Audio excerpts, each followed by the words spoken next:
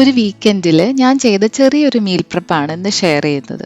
ഇത് ആക്ച്വലി ഒരു ശനിയാഴ്ച ഈവനിങ് ചെയ്തതായിരുന്നു. ഇതുപോലെയുള്ള ചെറിയ ചെറിയ കാര്യങ്ങൾ നമ്മൾ നേരത്തെ കൂട്ടി ചെയ്ത് വെച്ചാൽ ആഴ്ചയിൽ ഭയങ്കര ഹെൽപ്പായിട്ട് തോന്നാറുണ്ട്. ബിസി ആയിട്ടുള്ള ദിവസങ്ങളിൽ എസ്പെഷ്യലി ഓഫീസൊക്കെ കഴിഞ്ഞിട്ട് ടയേർഡായിട്ട് വീട്ടിലെത്തുമ്പോൾ ഇന്ന് എന്താ ഡിന്നറിന് എന്ന് ആലോചിക്കേണ്ട സ്ട്രെസ്സ് മാറി കിട്ടും. എന്താ ഉണ്ടാക്കുക എന്നുള്ളത് എൻ്റെ ഏറ്റവും വലിയൊരു പ്രോബ്ലമാണ്. നിങ്ങൾക്ക് അങ്ങനെ തോന്നാറുണ്ടോ? അപ്പോൾ ഞാൻ കുറച്ച് വെള്ളക്കടലയും ചെറുപയറും മുളപ്പിച്ചെടുത്തിട്ടുണ്ട്.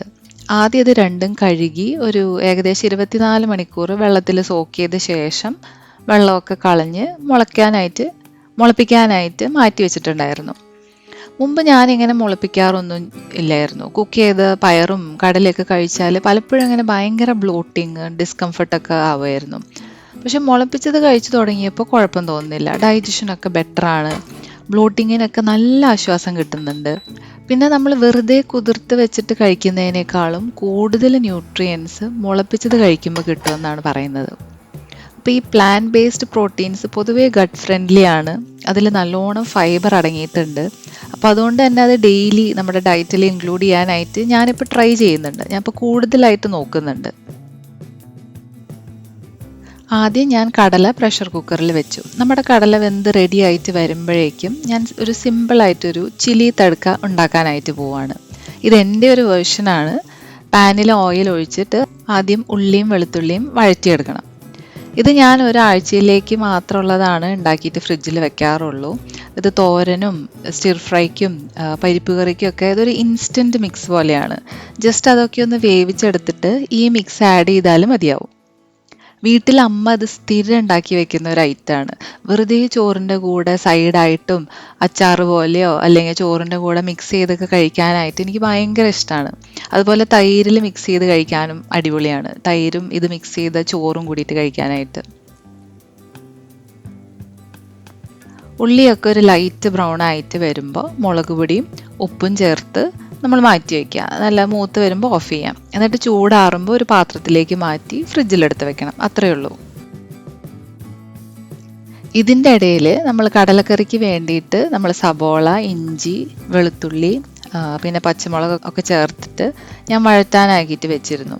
നമ്മുടെ സാധാരണ മസാലക്കറി തക്കാളിയൊക്കെ ചേർത്തിട്ടുള്ളൊരു ഗ്രേവി പോലെ ചോറിൻ്റെ കൂടെയോ പുട്ടോ ചപ്പാത്തിയുടെ കൂടെയൊക്കെ കഴിക്കാനായിട്ട്. ഞാൻ ഇങ്ങനെ പലപ്പോഴും ചോപ്പിംഗ് ബോർഡ് യൂസ് ചെയ്യാതെ കൈകൊണ്ട് തന്നെയാണ് ഈ തക്കാളി ഉള്ളിയൊക്കെ കട്ട് ചെയ്ത് നേരെ പാനിലേക്ക് ഇടുന്നത്. ഇതെന്നോട് കുറേ പേര് ചോദിച്ചിട്ടുണ്ട് എന്താ ഇങ്ങനെ ചെയ്യുന്നതെന്ന്. നിങ്ങൾക്ക് ആർക്കെങ്കിലും ഈ ശീലം ഉണ്ടോ? ഈ കടലക്കറി ഞാൻ ഒരു ഏകദേശം 3 നേരത്തേക്ക് എടുക്കാൻ പറ്റുന്ന പോലെയാണ് പ്ലാൻ ചെയ്തിരിക്കുന്നത്. ഇപ്പോൾ രാവിലെ ബ്രേക്ക്ഫാസ്റ്റിനോ ലഞ്ചിനോ ഡിന്നറിനോ ഒക്കെ എടുക്കാൻ പറ്റിയ ഒരു കറി ആയതുകൊണ്ട് ഇത് ഞാൻ ഇടയ്ക്കിടയ്ക്ക് ഉണ്ടാക്കാറുണ്ട്. പിന്നെ ഇതിലേക്ക് പൊടികളൊക്കെ ചേർത്ത് കടലയൊക്കെ മിക്സ് ചെയ്തു. ഇപ്പോൾ കറി ഓൾമോസ്റ്റ് റെഡിയായി.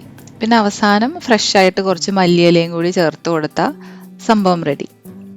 മല്ലിയില ഞാനൊരു പേപ്പർ ടവലിലൊക്കെ പൊതിഞ്ഞ് ഒരു കണ്ടെയ്നറിലാണ് ഫ്രിഡ്ജിൽ സൂക്ഷിക്കുന്നത്. ഇത് ഫ്രഷായിട്ട് കുറേ നാളിരിക്കും. ഒരു 2 ആഴ്ചയോളമൊക്കെ എനിക്ക് ഇരിക്കാറുണ്ട്. നമ്മൾ ചില്ലി തടുക്ക ഉണ്ടാക്കാനായിട്ട് ഉപയോഗിച്ച അതേ പാനിൽ തന്നെ നമ്മൾ മുളപ്പിച്ച ചെറുപയർ കൂടി കുക്ക് ചെയ്തെടുക്കാൻ പോവാണ്.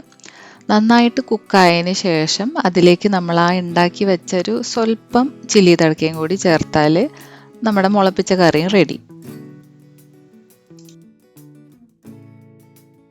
കുറച്ച് ചിക്കൻ ഉണ്ടായിരുന്നു. അതുകൂടി ഞാൻ കുറച്ച് കട്ട് ചെയ്ത് ബേസിക് പൊടികളൊക്കെ ഉപയോഗിച്ച് മാരിനേറ്റ് ചെയ്ത് വെച്ചു. Simple marination. അപ്പോഴത്തേക്കും ഹസ്ബൻഡ് കുറച്ച് ക്യാരറ്റ്സും ബീൻസും കുക്കുംബറൊക്കെ കട്ട് ചെയ്ത് റെഡിയാക്കിയിരുന്നു. ഈ വീക്കിലേക്കുള്ളതാണ് ഇതൊക്കെ. അപ്പോൾ പിന്നെ വേറെ ഏതെങ്കിലും ദിവസം ഇത് എനിക്ക് ഫ്രിഡ്ജിൽ നിന്ന് എടുത്തിട്ട് കുക്ക് ചെയ്യാനേ ആവശ്യമുള്ളൂ.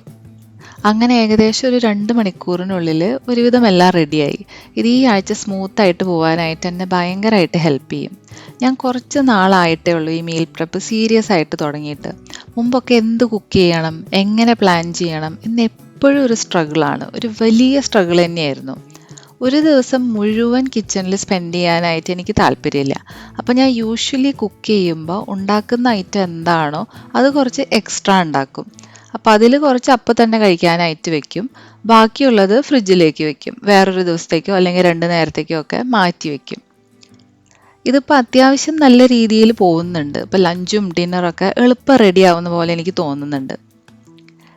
അപ്പോൾ ഈ വീഡിയോ നിങ്ങൾക്ക് ഹെൽപ്ഫുൾ ആയി എന്ന് പ്രതീക്ഷിക്കുന്നു. നിങ്ങളുടെ സജഷൻസും ടിപ്സും ഒക്കെ കമൻസിൽ ഷെയർ ചെയ്യാനായിട്ട് പ്രത്യേകം റിക്വസ്റ്റ് ചെയ്യുന്നു.